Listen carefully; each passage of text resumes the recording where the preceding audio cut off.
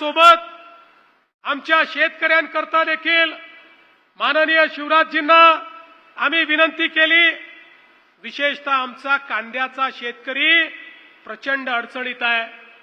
अनेक शेतकरी कांद्याला 1 रुपया भाव मिळतोय म्हणून कांदे फेकून द्यायला निघाले आहेत आणि म्हणून शिवराजजींना मी सांगितलं काय वाटेल ते करा, पण कांदा विकत घ्या।